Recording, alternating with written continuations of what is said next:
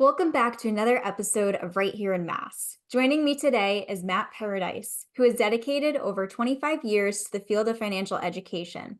He has won 7 awards for his book, Financially Capable, A Friendly Guide to Building Whole Health Wealth. He has co-authored publications with the Massachusetts State Treasurer, the Federal Reserve Bank, and the Federal Deposit Insurance Corporation, known as the FDIC. Matt's full bio will be listed in the show notes so that you can see his incredible expertise and everything that he's done throughout the past few decades. But Matt, I am excited to have you on the show and would love to give you the opportunity to share with our listeners more about yourself and what you do. Thanks, Ashley. I appreciate your platform, this podcast, and the opportunity to be here just to share with listeners. It's definitely, when we talk about business and life, it's a learning, growing opportunity. So it's definitely something that even as you're reading through the bio, I'm like, wow, that's a lot of years. Hopefully I have a lot more years to continue to learn and grow. But I'm happy to share a little bit here of what I know and what I've learned as well. So I grew up in Connecticut. I'm in Framingham, Massachusetts, which is part of Metro West Boston.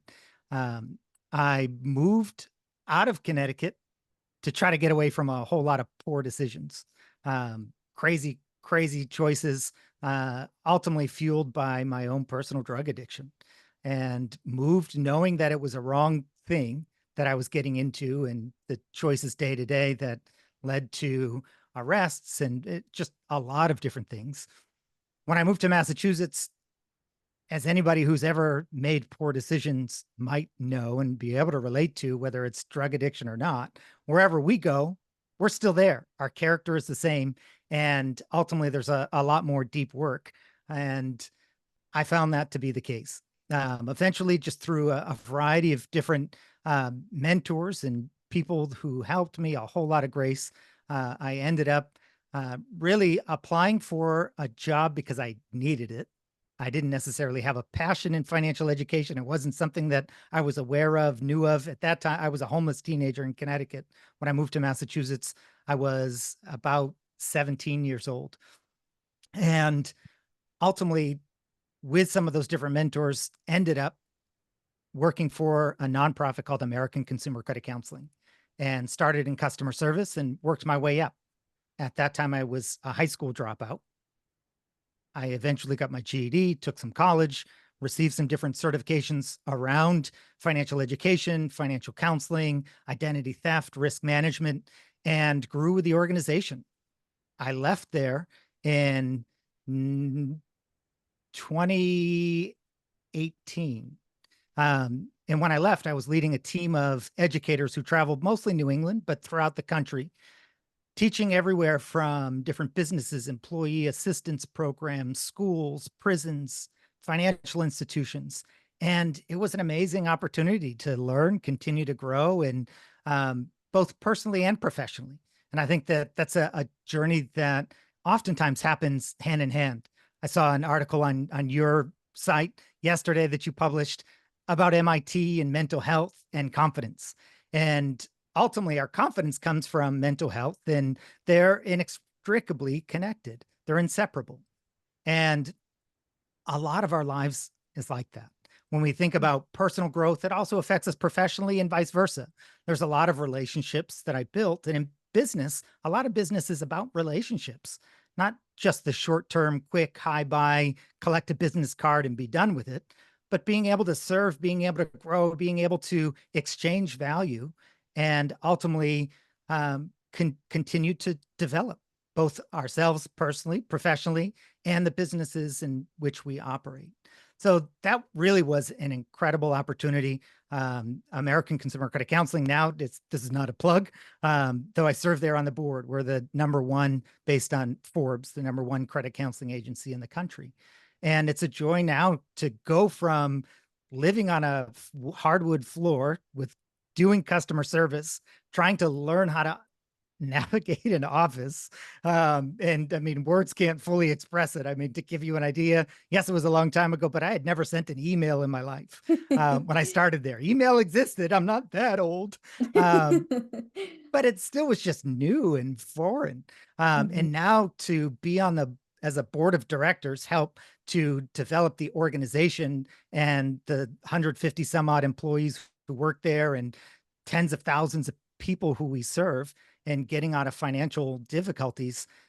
It's been an amazing journey and opportunity. Yes, I love that. And you mentioned that just about 6 years ago, you had left the organization back in 2018. So I'd love to hear what brought you to that point. What kind of was the moment that happened that made you realize you were kind of ready for that next leg of your journey? And what is that next leg of your journey?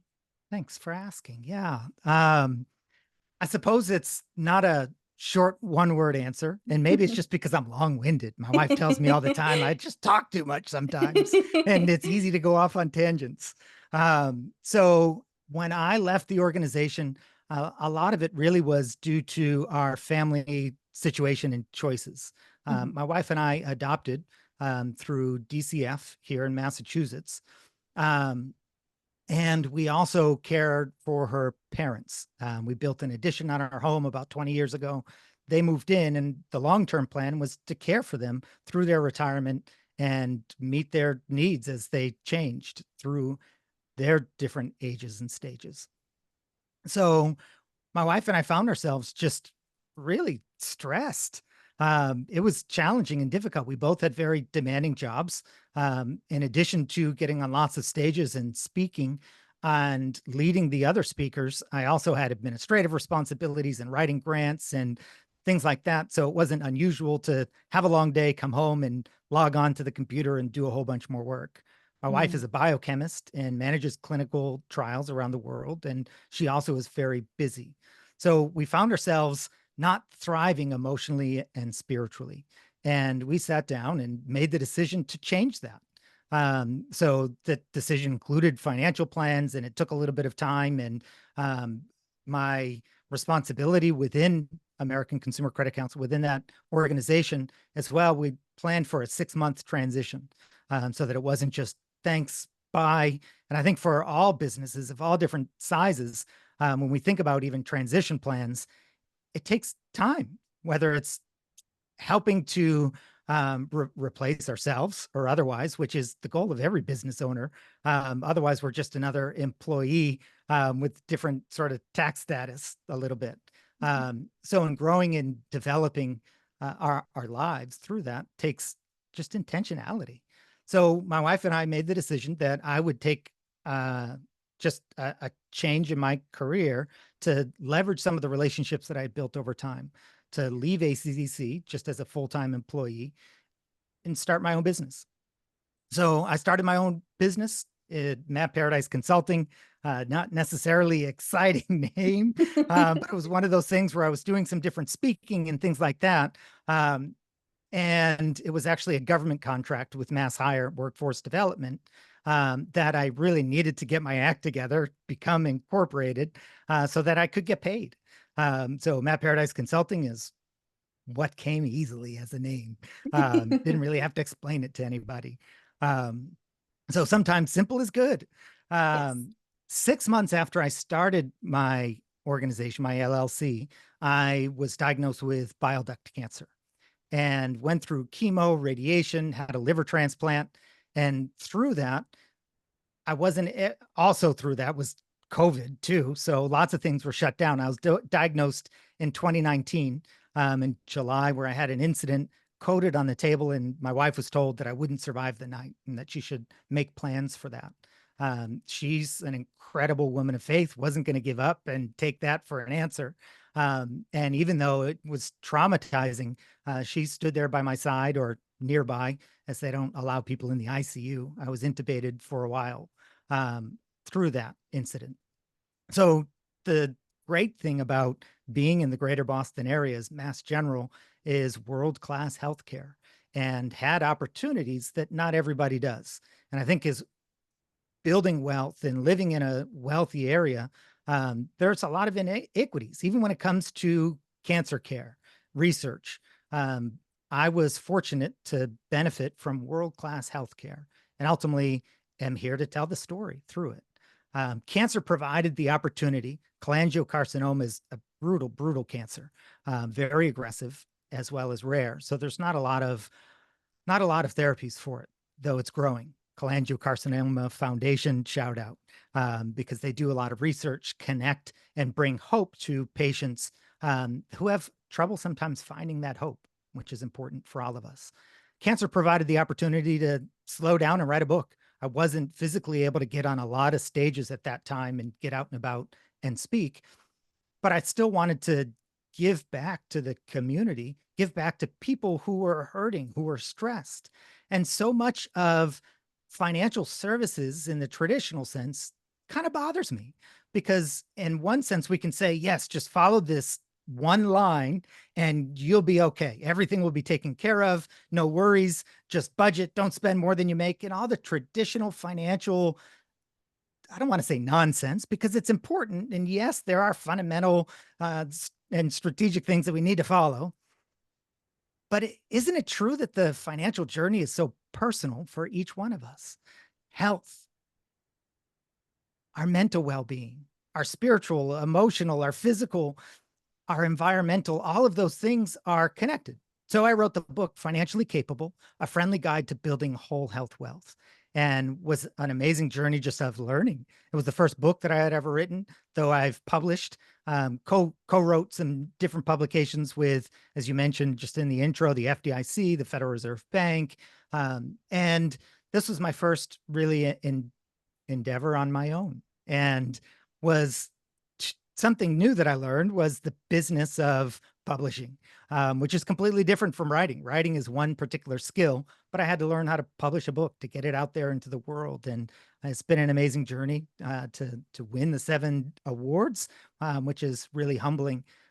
But it's been a joy to get it out there and receive the feedback that it's actually making a difference in people's lives. Absolutely.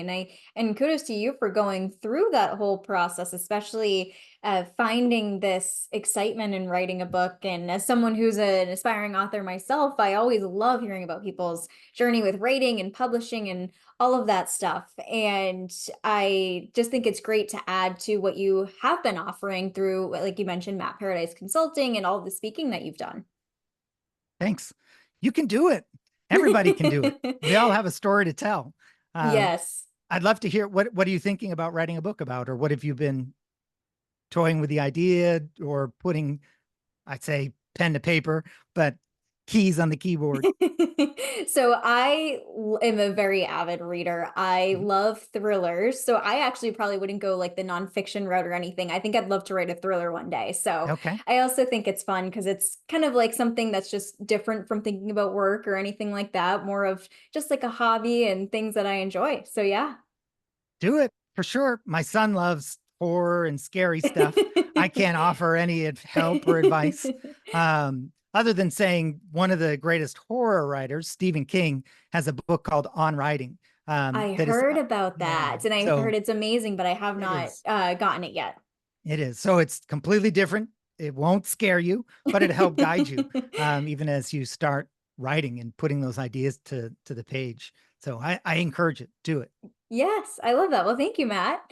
And I know you had mentioned too, Matt Paradise Consulting. So, of course, you have your book, you have your speaking. Mhm. But for our listeners who might not be familiar with you yet, what exactly does Matt Paradise Consulting offer? Thanks. So I work with people and organizations who, especially around young adults, who encounter financial stress and Mm. help build whole health wealth. So that can look a lot of different ways. I worked with an engineering firm recently with a lot of young engineers who had graduated and entering the workforce, and it is spread out through the country. So we did some financial education. They had speakers in the past who really brought fluff, and motivation's important, but it's also important to have some practical steps, some practical takeaways. Mhm. Um, so I worked with them to provide some specific knowledge and content. With Financially Capable, with the title of my book, financial to be financially capable, we really need 3 key components. The first is an understanding uh, how to operate in the world in which we live. So that includes everything from understanding regulation for business owners that are out there or in need of getting licenses or anything like that. you know all too well, we live and operate in a world. And if we want to do business in Massachusetts, it costs money, but also takes know-how to navigate. And it's not always straightforward or intuitive. It also includes the world in which we live in, systemic racism and challenges, even just to opportunity. So the first step, access and opportunity, is critically important in becoming financially capable.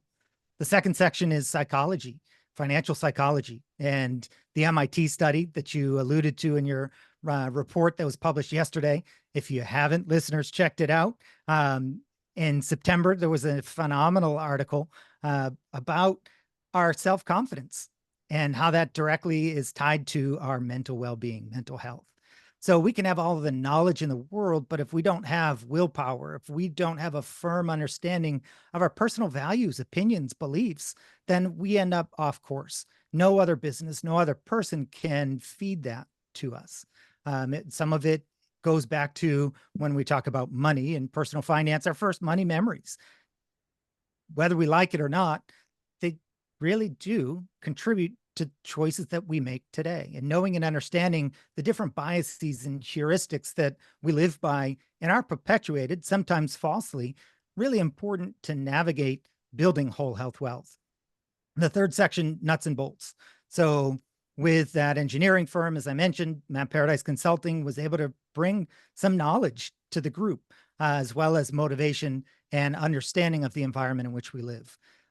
So that's one specific example of how that financial capability ties into the work that I do.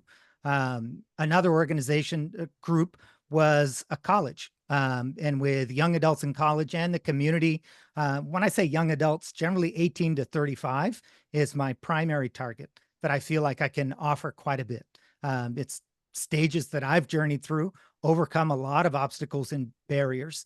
And we all have challenges, difficulties. There's a saying that says we get knocked down 7 times, we get back up 8.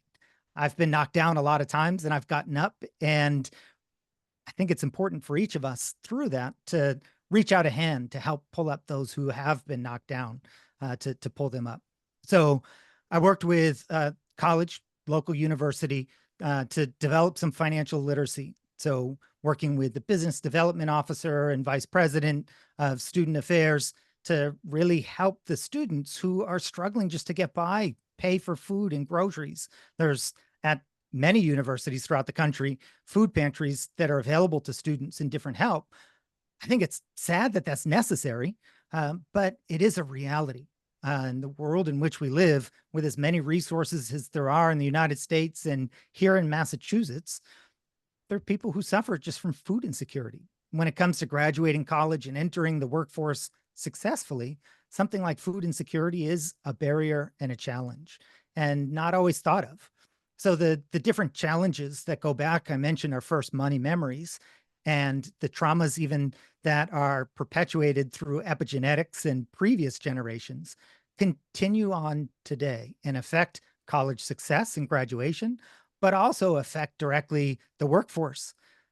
Up to 70%, like 2/3 of all employees encounter financial stress when they just try to get by and live and do their job.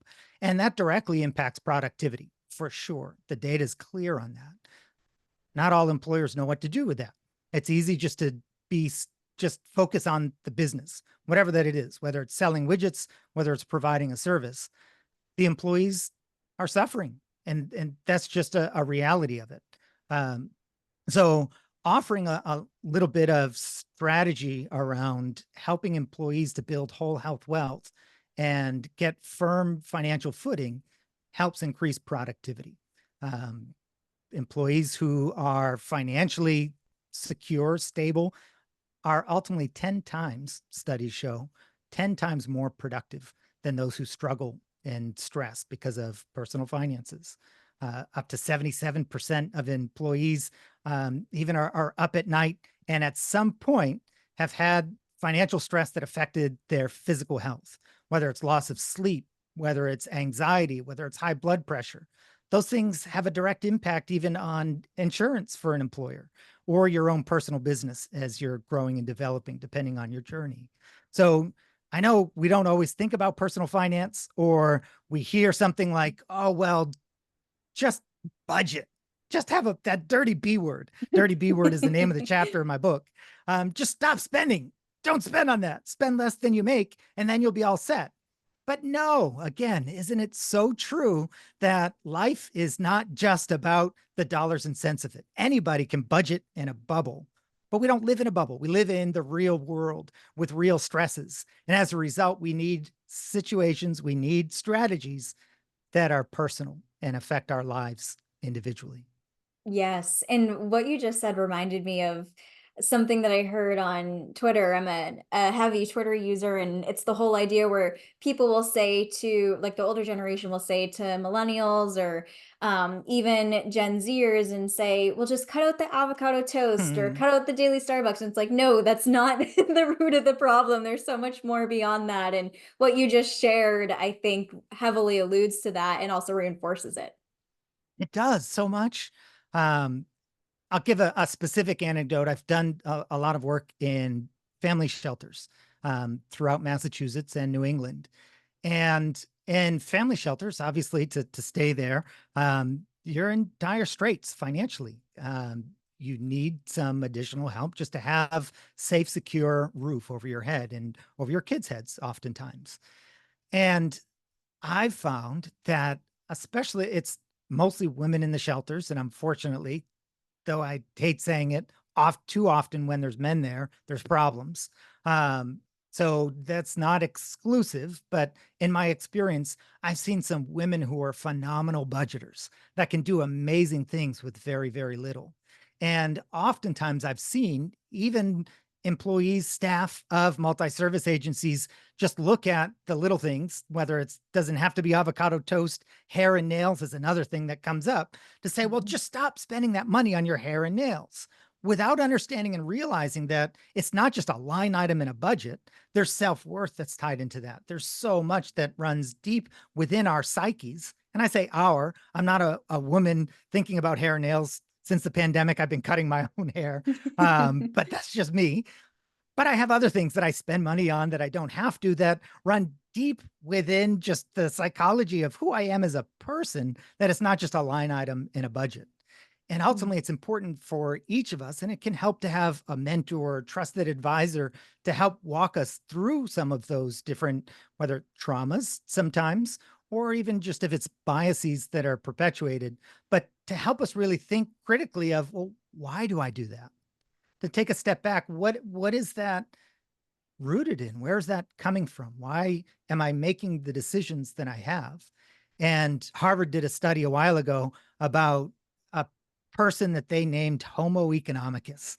And ultimately, it was the idea that in economics, everything is just the shortest path from A to B, and everything and every decision made for the well being of this person from an economic standpoint. And ultimately, so much of the financial advice out there runs along those lines, and it's just false, because we're people. We're people who have dreams and aspirations. We're people who sometimes struggle to find hope. We're people who struggle with stress. We're people who sometimes lay at night wondering, how is it that I'm going to get up in the morning? And those things are so much deeper than 1 + 1 = 2. Yes, math is important, but budgeting is about, so personal finance is about so much more, because we are emotional beings. Absolutely. And you mentioned earlier the money stories. So thinking about what's our story with money, why do we make these decisions that we do? What's the rooted cause behind it? And I can't remember exactly where I've read this, but I know there's been so many studies and things published about it. But the idea that we learn our money behaviors from our parents or from older generations, and Yeah, I myself find myself doing things, and I'm like, that's what my mom did, or that's what my dad did, and I know that's why it's happening. But it's always so interesting to, like you said, Matt, think about why we do certain things and realize that it's because it's probably learned behavior from someone else. very much so. Yeah. And sometimes it's like, okay, like Yeah. it can be in our plan to have like coffee. I see sipping, I don't know what it is. It's not, but it makes me think of, through the pandemic and through me being ill. One of the things that my son and I enjoyed doing when I was physically able was going out and I hate to say the name of a company, so I won't, but it's one that had a drive-through coffee spot. And my son loved it. He loves their super sugary, whatever drinks. I'm a coffee snob and prefer like making my own, but it wasn't about the money. And certainly I could have taken the money we spent on all those expensive drinks that were sugary and subpar coffee and invested it in blah, blah, blah. But it was time with my son, which was invaluable. Yes. For me personally, it came at a time as well that he was questioning, Dad, are you going to be around when I'm a teenager?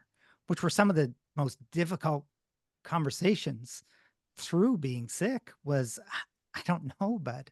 Like, I truly, honestly don't know. Mm. And we all will encounter sickness or challenges. None of us know when our last breath is going to be. That doesn't mean that we're irresponsible with money. We can both build a future as well as live in the present. And it's important to live in the present because otherwise the future really may never come. The choices that we make today do help to build the future that we want or don't want. The more we're conscious of how we're building that future, if I am alive to see it years down the road, includes enjoying building memories with my son, spending that money, coffee that I wouldn't otherwise choose because he enjoyed it. He loved it. And I loved being able to spend that time with him. It was precious. Yeah, I love that. And kind of shifting gears a little bit to focus on your industry that you're in of financial education. I mean, you have such a tenured career of over 25 years. And I know that we do have quite a few listeners and people within the Massachusetts Business Network community who are also in the financial field, whether it's financial education or whether it's being a financial advisor, whatever it might be. What advice do you have to give to those people who might just be entering it, or maybe they're newer in the industry and they're really looking to kind of get their footing and find their way? I would say find your way and your unique positioning. So our USP, the unique services proposition, is really important because there are many financial advisors in Massachusetts. We have huge corporations, we have small businesses. And ultimately, as an individual, it's important to stand out because if we just approach a client and say, well, we can cut that out of the budget and do this and snip and cut and tuck, well, that type of surgery may or may not best serve the client.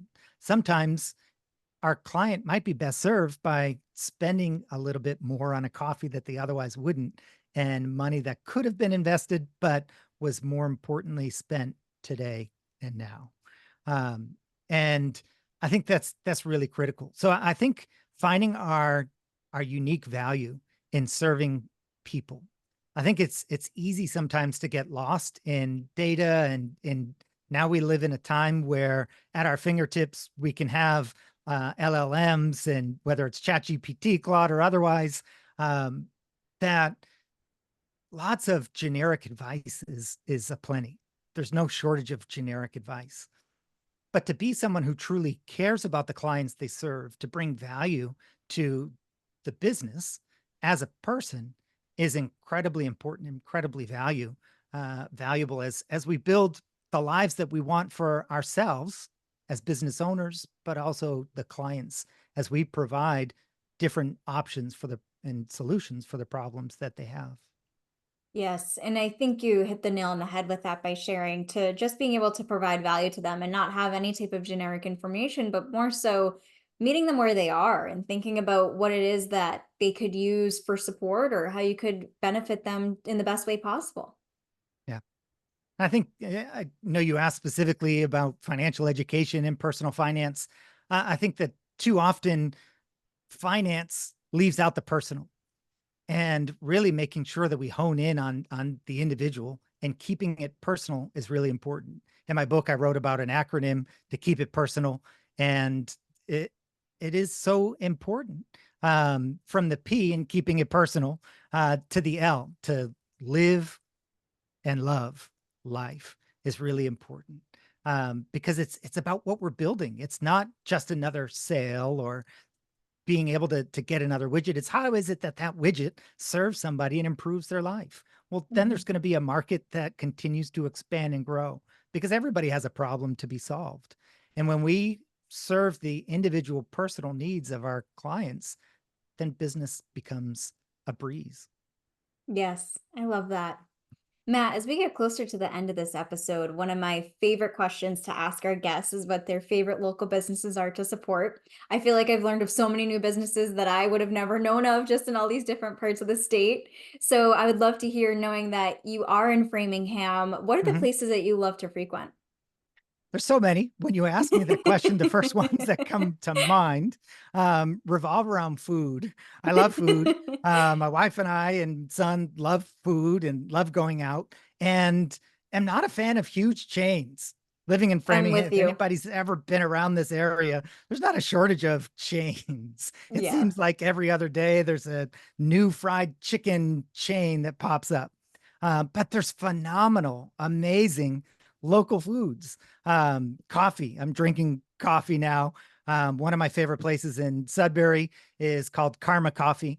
It's a local sole proprietor who gives back to the schools, the community, who works with coffee farms around the world to be sustainable.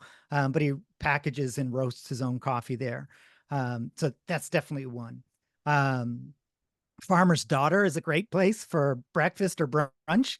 Hmm. Sudbury's not the only place. I live on the border of Sudbury, so I suppose that's where not just Framingham. Bourbon's is another great restaurant that opened up and is small. I'd say small. It's great. They've done extremely well, even through the pandemic and serving people. But it's not a large chain. Um, so certainly family-owned businesses. I'm a fan of visiting. Um, Chocolate Therapy is another one. They moved recently from Framingham to Wayland, is where they are now. But they make their own phenomenal chocolates.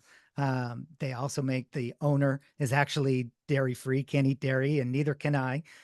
So when he says this is safe to eat, I believe him, I trust Yeah. him, and enjoy his chocolate. But there's something that quantity versus quality. I'm a fan of quality of local small businesses who are just doing phenomenal things that are incredibly creative, that are good for the environment, good for the body, good for the soul.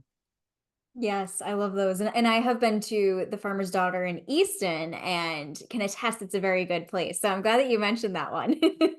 It's good. Yeah, I have been to Easton as well. It's a little bit of a journey from where I am now, but it's Mhm. great to see their success from Easton to branch out here in Sudbury.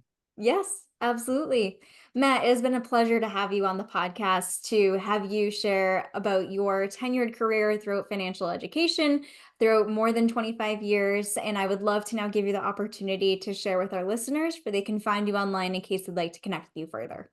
My website is mattparadise.com. You can find me on LinkedIn as well. But mattparadise.com is my website that has a little bit more information, and I'd love to connect. Ashley, it's really been my pleasure. Thank you so much for this platform, for raising up local businesses and putting them in the spotlight. It's so important. But I really appreciate the time and being able to talk to you. Thank you so much, Matt. And for our listeners, I will link to where you can find Matt online in the show notes so that way you can click through and connect with him from there. But thank you all so much for tuning in.